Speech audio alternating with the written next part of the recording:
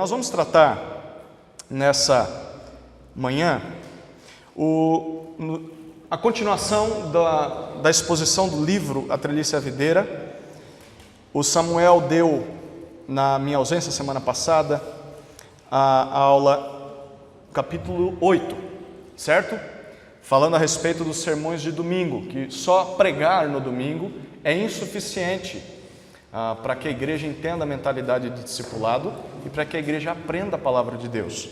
Por isso, nós colocamos o capítulo 8 especificamente antes do capítulo 10 e 11, que são os dois capítulos do livro que eu vou tratar nessa manhã, porque justamente esse trecho do livro ele fala a respeito de você observar pessoas para cumprir essa tarefa de ensinar a palavra de Deus a outros de uma maneira integral, de tempo integral. Então, observando pessoas para o auxílio do ministério, como pastores, missionários, enfim.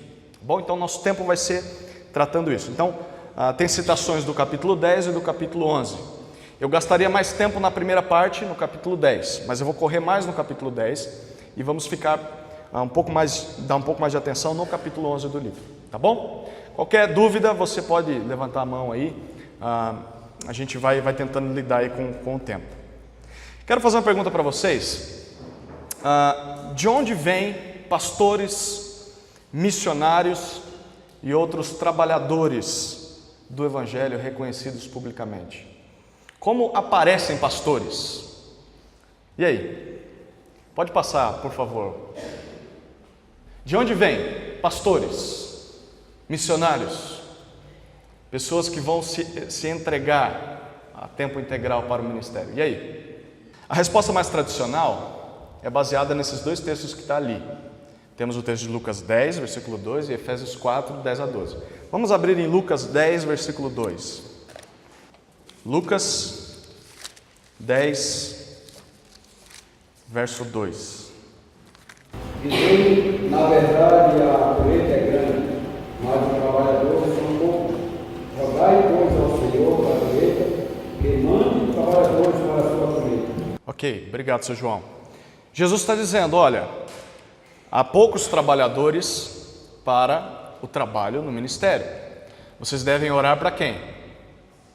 Para o dono do trabalho, o dono da colheita, o Senhor da colheita, para que ele levante trabalhadores e mande trabalhadores, certo? Então, em um sentido, quem levanta pastores missionários? É Deus. A gente ora para que Deus levante essas pessoas. O texto em Efésios, capítulo 4, vamos abrir lá também, versículos 10 a 12.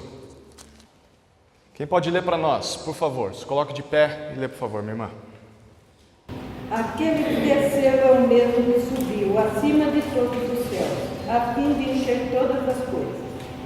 E ele designou alguns para apóstolos, outros para profetas, outros para evangelistas e outros para pastores e mestres, com o fim de preparar os santos para a obra do ministério, para que o corpo de Cristo seja edificado. Muito bom. Ele está falando a respeito de Jesus, aquele que desceu à terra, depois subiu aos céus. Ele, versículo 11, ele mesmo, o próprio Cristo, designou alguns como apóstolos, outros como profetas, outros como evangelistas e pastores e mestres, para que a igreja cresça, para que a igreja amadureça, seja edificada.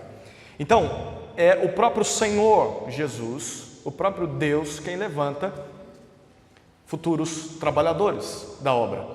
Então, isso pode ser verdade se a gente perguntar aqui para o Alexandre, perguntar para o Bruno, para o Samuel, para mim. Nós que fomos chamados para o ministério, nós entendemos, Deus nos levantou para isso. Mas a pergunta dessa aula é: qual a parte humana envolvida nesse processo? Tudo bem, Deus levanta, mas qual é o tempo necessário para que a pessoa esteja pronta para o ministério? Quem é que deve tomar a iniciativa? Será que é a pessoa que percebe, olha, eu acho que eu sou chamado? Ou é a igreja que percebe, olha, nós achamos que você é chamado? Como saber quem é vocacionado? Quando a pessoa está apta para fazer isso? Nessa aula, nós vamos responder essa pergunta. Então, por quais meios ou quais instrumentos Deus chama e Deus levanta a próxima geração de pastores missionários? Acho que pode passar aí. A resposta pode pôr? Deus chama e levanta a próxima geração de pastores e missionários por meio de pastores que recrutam ativamente pessoas adequadas dentro de suas igrejas e as desafiam a gastar sua vida em favor da obra do Evangelho. Pastor não surge do nada. E a proposta do livro da Trelice Videira é que quem levanta esses pastores ou missionários são outros pastores que estão envolvidos. E eles ativamente investem na vida desses jovens, ou mais velhos, seja lá o que for, ativamente agem na vida dessa pessoa para treiná-la e desafiá-la ao ministério. Tem um texto que justamente é da onde eles tiraram essa ideia. 2 Timóteo, capítulo 2, versículo 2. Quem achou pode se colocar de pé e ler para a gente, por favor. O que ouviste de mim diante de muitas testemunhas, transmite a homens fiéis e aptos para também ensinarem a outros. Muito bom. Em outras palavras, o que os autores do livro estão propondo é justamente o que Paulo disse há mais de 2000 anos atrás para Timóteo, há quase 2000 anos atrás. Comentando essa passagem, olha o que um autor nos diz. Pode passar, por favor. Devemos lembrar que é dever dos ministros da congregação cuidar do bem-estar espiritual da congregação, e uma das principais áreas do cuidado é a continuação do ministério da palavra de Deus dentro da congregação. Assim, Paulo lembrou a Timóteo que, incluído no âmbito de seu dever ministerial, dentro das responsabilidades de Timóteo, estava o cuidar para que o ministério da palavra de Deus fosse continuado efetivamente. Assim como receber a verdade das mãos de Paulo e de seus amigos, ele deveria passá-la a homens fiéis que também seriam capazes de instruir a outros. 4 gerações de sucessão do Evangelho. Percebe o que Paulo está dizendo em 2 Timóteo 2,2?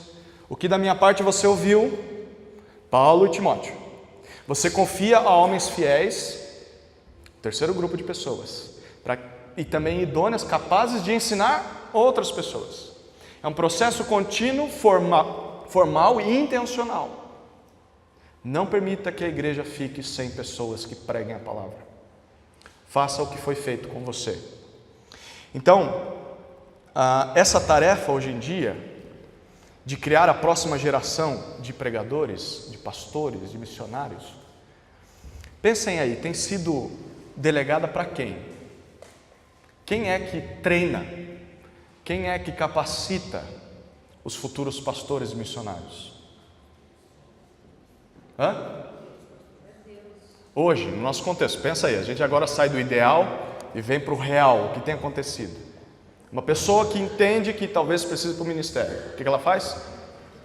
Seminário, faculdade teológica, faculdade bíblica, e ela vai para o seminário.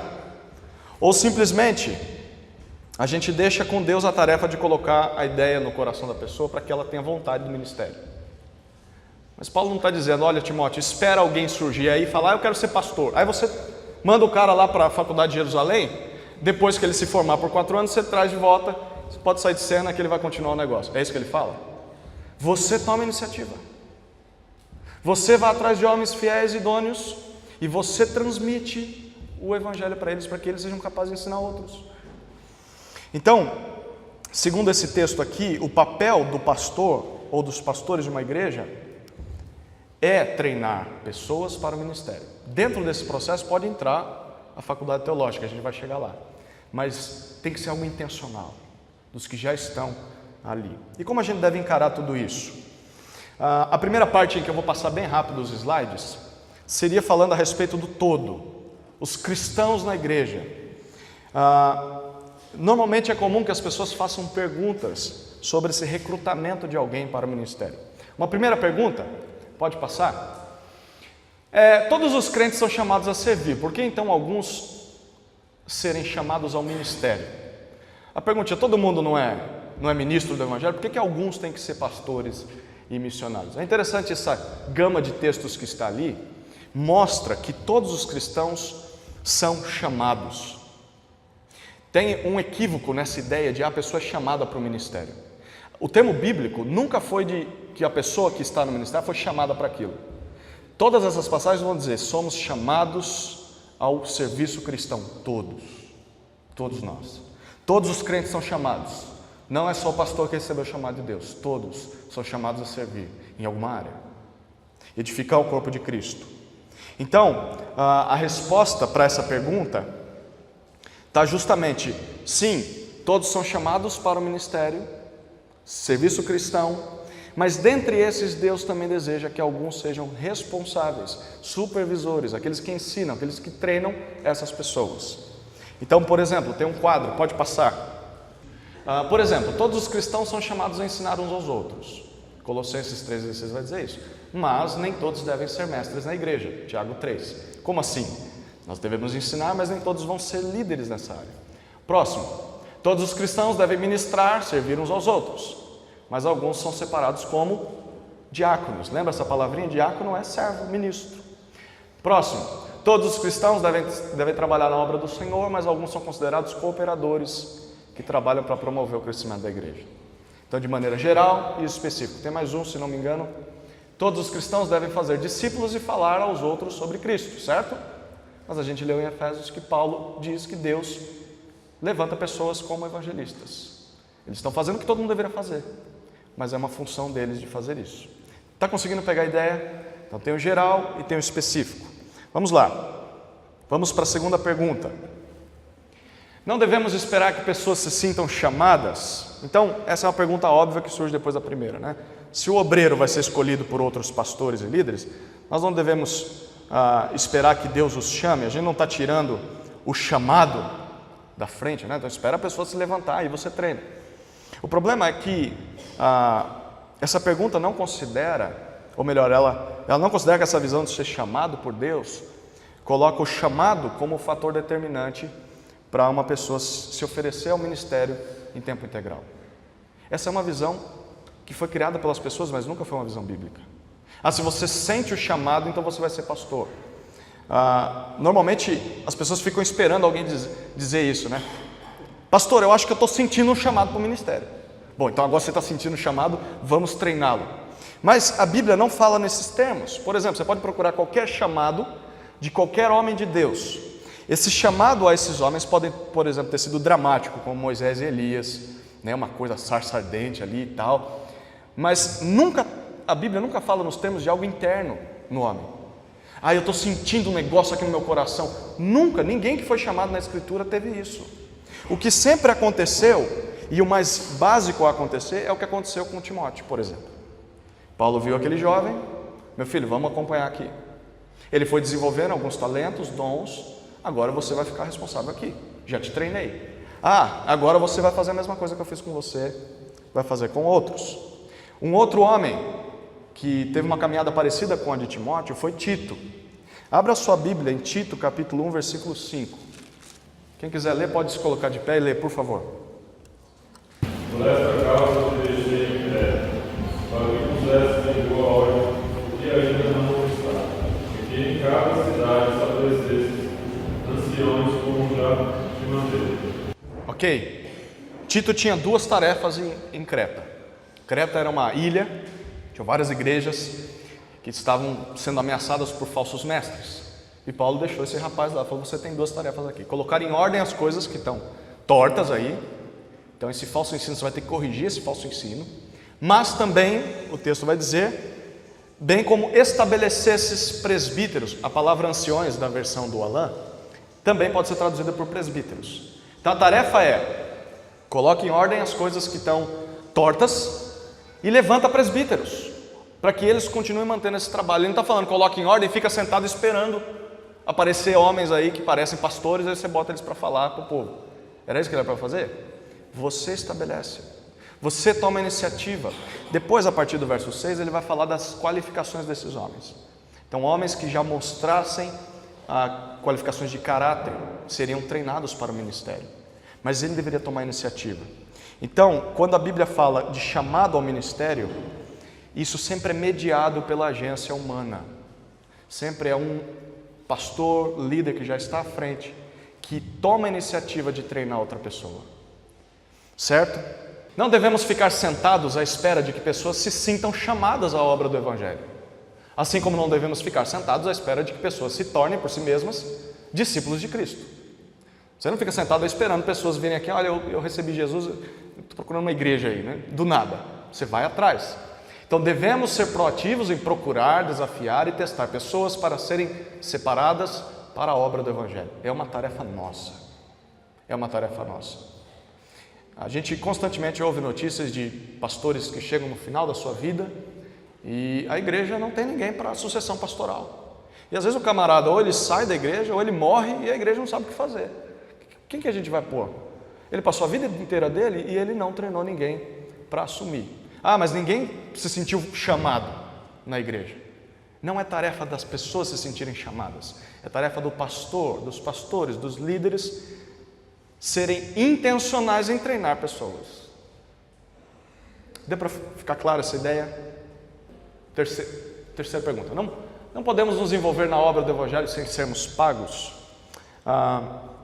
Vou passar um pouco mais rápido aqui, mas a pessoa pode dizer, mas eu não quero trabalhar em tempo integral na igreja, eu posso trabalhar lá fora e vir aqui ao domingo e pregar e tudo mais. Paulo, ele tinha esse padrão de vida, né? Ele ia até um local, plantava uma igreja, mas o sustento dele vinha do trabalho dele. Mas Paulo é a exceção à regra, ele não é a regra, porque a regra, ele diz em 1 Coríntios 9, é de que aqueles que trabalham no Evangelho devem viver do Evangelho. E ele chega a dizer um momento em que aqueles que são presbíteros, pastores, olha, abre em 1 Timóteo 5,17. Os presbíteros que governam bem devem ser dignos de honra em dobro, principalmente os que trabalham na pregação e no ensino. Paulo está escrevendo para uma igreja, a igreja onde Timóteo estava, e está dizendo, há presbíteros que devem receber honra, especialmente, e aí ele está falando não só de sustento, mas de tudo que envolve a vida, mas o sustento também. Principalmente aqueles que trabalham muito mais na pregação e no ensino. Há presbíteros que vão receber só para pregar a palavra, para que gastem todo o seu tempo nisso. Então, tem uma citação, pode passar por favor? Um ministério cristão de ensino e pregação é uma ocupação de tempo integral, porque o ensino não pode ser realizado sem preparação, e preparação exige tempo. Se você perguntar para o Bruno quanto tempo ele passou preparando esse material, pode ter certeza que no mínimo ele vai falar umas 5, 6, 7, 8, 10 horas de estudo do texto, de oração pelo texto. Hoje à noite a gente vai falar sobre isso. Mas ele diz, se este ministério desaparece, o cristianismo também desaparece. Nós precisamos de pessoas que se afadiguem na palavra. Quarta pergunta, continuar no trabalho secular diminui as pessoas? Bom, dizer isso, então, que alguns devem ser treinados para trabalhar em tempo integral no ministério e outros não, normalmente divide a igreja em duas categorias. Então nós temos os dotados e especiais, né, aqueles que são numa nobre vocação de ministério dentro da igreja, e nós temos a plebe, o resto do povo, né, que não trabalha no ministério, então a cozinheira, a faxineira, o motorista, essa é uma segunda categoria de crente, né? O crente mesmo é o pastor, esse é um problema que é gerado dessa visão, mas é um erro, porque falta uma teologia bíblica do que é o trabalho para Deus. Pode passar o próximo, a gente não vai abrir nas passagens, mas aí nós temos como Deus vê o trabalho. Primeiro, trabalhar é algo bom e é parte fundamental do ser humano no mundo de Deus. Deus instituiu o trabalho para o homem no jardim antes da queda. Ele deveria cultivar e guardar o jardim. O trabalho era uma coisa boa. Segunda coisa é que por causa do pecado o trabalho se tornou algo penoso, algo frustrante. Mas é ainda algo bom e ainda algo necessário, porque sem trabalhar a gente não come. Paulo diz isso. Terceiro, os cristãos todos são chamados a trabalhar não só por causa da primeira razão, mas também porque assim estão servindo a Cristo. Paulo vai dizer isso nas suas cartas. E é interessante que lá em Efésios 4, 28, ele diz, aquele que roubava, não roube mais, não roube mais. Antes trabalhe para poder ajudar outros também. Então, nosso trabalho, em quarto lugar, como cristãos, nós não trabalhamos só para ter realização, ou para ter fama ou enaltecimento pessoal. Nós trabalhamos não para nós mesmos, mas também trabalhamos para os outros, para que a gente possa servir aos outros, para que a gente não seja um fardo para as pessoas e para que a gente também possa ter algo de bom para compartilhar com as outras pessoas. Tudo isso significa que não há trabalhos mais dignos ou mais santos que outros. Todos são honrosos.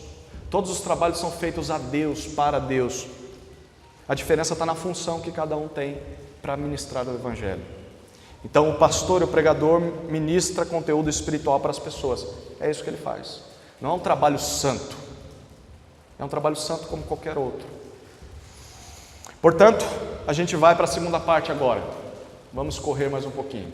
Muito bom. Então falamos do todo, agora nós vamos falar ao específico. Cristãos chamados ao ministério. 3 partes aqui são importantes. Agora nós entramos no capítulo 11 do livro. Primeiro, pessoas a serem observadas. Em essência, o que nós falamos até agora é que nós devemos ser caçadores de talentos, identificando pessoas. Eles dizem assim: sabemos que o Senhor da Seara levantará obreiros, mas isso não nos impede de orar para que Ele o faça e de recrutar ativamente pessoas dotadas e piedosas quando as percebemos. Mas que tipo de pessoa nós devemos procurar? Nós temos, com base nas cartas do Novo Testamento, algumas qualificações para escolher presbíteros e diáconos. A gente vai chegar lá um dia, talvez ano que vem a gente vai pregar as pastorais. Mas lá em 1 Timóteo 3 e em Tito capítulo 1, que foi o texto que nós abrimos, com base nisso nós temos algumas qualificações. Pode passar, por favor. Pelo menos a gente poderia olhar para essas 4. Quem devemos procurar? Primeiro, pessoas fiéis em seu entendimento da palavra de Deus e em seu compromisso com ela. Pessoas que estão comprometidas com a palavra de Deus. Segundo, pessoas íntegras em sua reputação e exemplo de piedade, seja dentro de casa, seja no trabalho. Terceiro, pessoas talentosas em sua capacidade de ensinar a outros. Principalmente o presbítero, ele deve ser apto a ensinar. A pessoa precisa ser clara no seu ensino, ela tem que ser capaz de fazer com que as pessoas entendam o que ela tem a dizer. Não significa que ela tem que ter jeito para falar em público, mas que ela tem que saber ensinar algo, principalmente da palavra de Deus, para o próximo. Jeito para falar em público você aprende. Facilidade no ensino da palavra é algo que é Deus quem trabalha no coração da pessoa, e Deus vai despertando isso e nós devemos perceber isso. A pessoa tem facilidade em ensinar, seja no individual. Quarto, pessoas provadas em sua habilidade de liderar e governar uma família. Se a família do cara está totalmente destruída, não tem condições dele trazer o seu governo, sua liderança para dentro da igreja. A família é a base para validar alguém para o ministério. É assim que nós devemos olhar para as pessoas a quem vamos treinar. E se nós temos a intenção de observar pessoas assim na nossa igreja, nós devemos fazer as seguintes perguntas. Pode passar. Algumas perguntinhas sobre essas pessoas. Eu quero que você, enquanto vai ouvindo isso, que você pense sobre a sua vida. Será que talvez eu não deveria estar mais ativo no ministério? Será que talvez, com os dons e talentos que Deus tem me dado, eu já não deveria estar, talvez, no campo missionário? Eu já não deveria estar tendo um treinamento formal para aprender a falar melhor a palavra de Deus? Talvez não é a hora de eu me entregar totalmente a missões ou ao pastoreio, enfim. Olha algumas perguntas. Essa pessoa é genuinamente convertida e capaz de articular sua fé em Cristo? Segundo, ela está lendo e fazendo perguntas sobre a Bíblia e teologia? Terceiro, ela é fiel em aplicar a Bíblia à sua maneira de pensar a sua vida? Ela é humilde, disposta a aprender? Essa pessoa que você quer investir ou que você quer ser, tem algum pecado passado ou presente que desonra o nome de Cristo na vida dela? Ela serve aos outros sem que as pessoas peçam? Isso é interessante. Você serve sem que ninguém peça? Ela trabalha na evangelização? É um comunicador natural? Será que mostra liderança? Na escola lá, quem é que toma a iniciativa no grupo? No jogo, quem é que vai lá? Gente, vamos, pega o colete aqui. Ela é líder no esporte, ela é líder naturalmente. Ela toma essa postura. Outros estão seguindo essa pessoa por causa do ministério dela. Às vezes a pessoa acha que ela é vocacionada, mas ninguém quer ouvir ela. Ninguém quer seguir ela. Ninguém quer andar com ela. Mas às vezes a pessoa arrasta milhares por causa do testemunho positivo. A sua vida familiar é saudável? Como está o lar dessa pessoa? A sua esposa também é comprometida com o ministério? Ele é intencionalmente estável e prudente? Será que ele é capaz de enfrentar críticas? Enfrentar desapontamentos? Gente, para trabalhar no ministério, você tem que ser capaz de enfrentar crítica. Uma das coisas que é garantida no ministério é o fracasso, é o desapontamento. São pessoas apontando o dedo. Se a pessoa não tem estabilidade emocional para aguentar uma crítica, talvez é hora de esperar mais um pouco, amadurecer mais isso. Aprendizado ministerial. Normalmente, quando alguém demonstra esse tipo de potencial que nós lemos para o ministério, o que nós fazemos com a pessoa?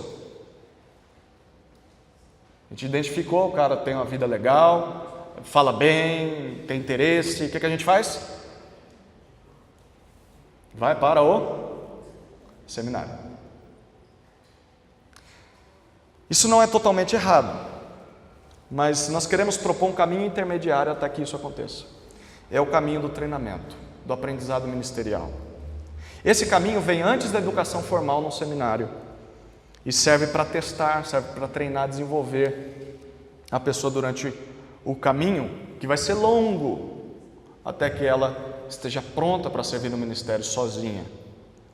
E isso traz alguns benefícios. Talvez a pergunta é: por que nós devemos nos importar com esse aprendizado? Não é mais fácil mandar o jovem seminarista, o jovem vocacionado que tem intenção para o ministério, não é mais fácil mandar ele para o seminário que forme ele. Algumas vantagens em primeiro, e eles vão propor no livro, ter um período de 2 anos, em que vão treinando a pessoa no ministério, para depois mandá-la para o seminário. Eles dão alguns benefícios. Primeiro benefício: os aprendizes aprendem a integrar a palavra, a vida e a prática ministerial. Na sala de aula, o foco é processar informações, mas isso nem sempre garante que a palavra de Deus está transformando a vida de um aluno. Quem participou aí do seminário pode dizer isso. O cara sabe responder tudo da teologia, mas a vida dele está em desacordo com aquilo. Então, não é o fato de estar dentro de uma sala teológica que garante que o coração está sendo transformado. Contudo, eles dizem, num aprendizado ministerial, o treinador e o aprendiz estudam a Escritura juntos, semana após semana, e se esforçam por sua aplicação a questões pastorais, padrões teológicos e planos de ministério. Então, o aprendiz aprende a pensar bíblica e teologicamente sobre tudo e desenvolve isso de maneira prática com seu treinador. Então, com o treinamento na igreja, o pastor pode sentar junto com o aluno e falar: rapaz, você já parou para pensar nisso aqui? Está vendo o que o texto diz? E esse aluno pode ser pastoreado. Nós estamos falando de pessoas que não só vão servir de maneira geral, mas que vão servir com a sua vida para o ministério. Estamos pensando em missionários, pessoas talvez que vão trabalhar com música, qualquer área na igreja, mas tempo integral naquilo. O passo é, primeiro treina a pessoa na igreja, caminha com ela, seja homem, mulher, mas que tem demonstrado esses interesses. E aí nós vamos caminhando, treinando e depois enviar para um preparo teológico formal, né? Seria nessa ideia. Ok, vamos lá, rapidinho a gente encerra aqui. Segundo benefício, os aprendizes são testados em seu caráter. Então um treinador sábio pode edificar o caráter piedoso do jovem ministro, por meio da palavra, da oração, da prestação de contas e de ser um modelo para ele. Terceiro benefício de ter esse treinamento é que os aprendizes aprendem que o ministério diz respeito a pessoas e não a programas. Quando o aluno está no seminário, ele pensa em várias estruturas que ele pode trazer. O ensino pode ser assim, o ministério do louvor pode ser assim. Mas quando ele chega na igreja, a realidade é outra, porque são vidas totalmente diferentes uma das outras, principalmente diferente da do próprio aluno. Por isso, treinar esses 2 anos com o pastor, o alvo é que os aprendizes possam passar tempo da semana com pessoas, face a face com elas, lendo a Bíblia. Então eles aprendem em primeira mão que o ministério diz respeito a pessoas e não a estruturas. Quarto benefício, os aprendizes são bem preparados para o estudo teológico formal. Então durante esse período ele vai levantar muita pergunta. Mas como Deus é 3 em 1? Mas o que significa a ceia? O que significa o batismo? Mas por que a gente disciplinou essa pessoa desse jeito e não do outro jeito? E isso vai gerando perguntas que podem ser respondidas na hora ou preparando ele para o ensino teológico formal, que vai ser depois desse período de treinamento. Quinto benefício, os aprendizes aprendem o ministério no mundo real.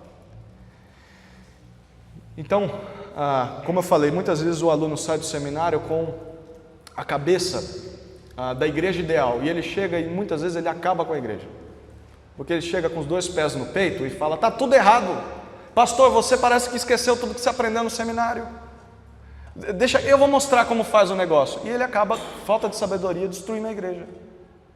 Mas se ele já foi treinado antes de entrar no seminário, ele sabe: rapaz, isso aqui é mundo real, isso aqui não é academia, aqui eu estou lidando com vidas, e qualquer passo que eu der, eu vou influenciar talvez uma história, uma geração. Eu preciso ter sabedoria. E esse período dá essa maturidade para ele, junto com o pastor, aqueles presbíteros que o estão treinando. 6º lugar e último, os aprendizes aprendem como serem treinadores de outros para que o ministério multiplique. Pode passar, a gente tem uma imagem que retrata isso. Então você tem o pastor como treinador, ele é aquele que está vendo tudo isso. Primeiro ele olha para o lado esquerdo, treinando todos os discípulos. Eu vou treinar todo mundo. Dentro disso, eu levanto pessoas para que elas sejam treinadas, para que elas treinem outras. Samuel falou sobre isso. Pessoas que são cooperadoras do Evangelho. Então você não faz o trabalho de treinar sozinho. Talvez no começo vai ser difícil, você vai treinar um grupo. Mas depois esse grupo vai ser os seus professores, os seus líderes de pequenos grupos que vão ajudar a treinar outros. Nisso, você desafia pessoas para o ministério. Percebe pessoas que estão já prontas para começarem a ser treinadas. É a segunda bolinha ali. E aí você vai para o lado direito, o aprendizado ministerial. Você traz ela para perto. 2 anos aqui comigo. Vamos aprendendo o que é pastoreio. Você vai fazer uma visita comigo. Você vai no velório. Não vai falar nada, você só vai ver como é o negócio. No próximo velório, vai orando para alguém morrer aí, você vai tocar música. No próximo você vai orar. No próximo você vai dar a palavra. Você viu como faz? Porque quando você sai do seminário, você já sabe fazer, porque você esteve comigo. Ceia, vamos fazer junto aqui. Enfim, aí você tem a faculdade teológica, que vai dar a base para que a pessoa volte e seja um treinador. Ele entendeu como é importante ser treinado, e ele vai fazer isso com outros. Então é um ciclo que sempre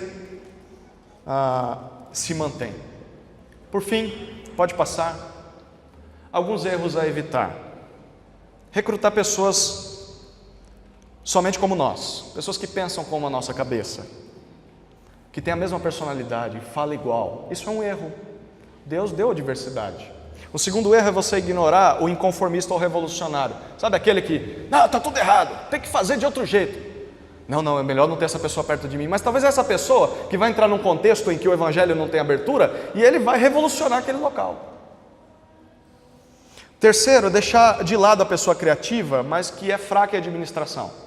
Por exemplo, o rapaz é muito bom para dar um evangelismo para crianças de esporte, mas ele é terrível para planejar esse evangelismo. Ele gosta de chegar lá e ele tem mais facilidade em falar com as pessoas do que planejar o negócio. Não, então ele não está pronto. Bom, gente, a administração você desenvolve. Esse lado, talvez você não tenha mais ninguém para treiná-lo para o ministério. Quarto, um erro é recrutarmos a pessoa dinâmica, o superstar, e não a pessoa de caráter genuíno.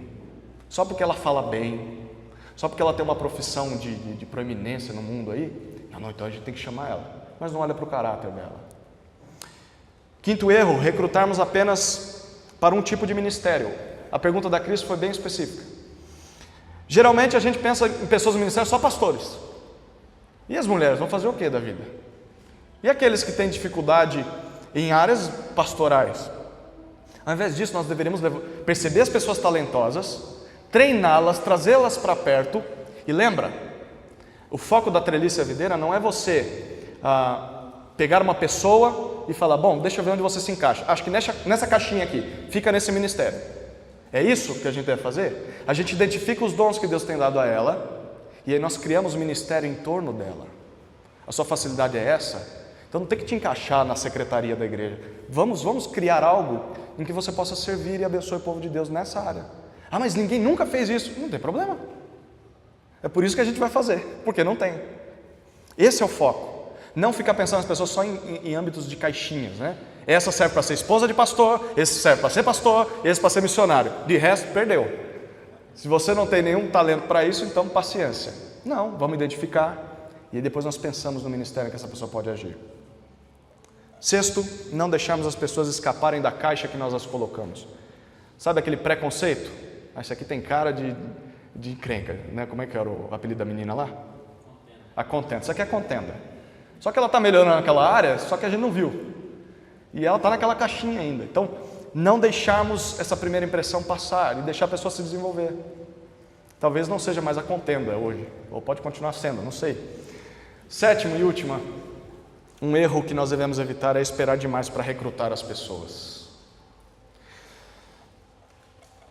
Às vezes a gente fica tanto esperando as pessoas se sentirem chamadas, e o tempo passa e elas têm que tomar decisões. Talvez é mudar, é aceitar uma proposta de emprego, fazer uma faculdade, se casar, e o tempo passou. E nós perdemos pessoas que poderiam ter sido treinadas, sem ter que sentir o chamado aqui dentro, que não existe, mas que foram identificadas e capacitadas para o ministério. Era isso que eu queria trazer para os irmãos, me perdoem pelo tempo, mas se você quiser mais informações, pode ler os capítulos 10 e 11 do livro, com certeza ele vai ensinar muito melhor do que eu.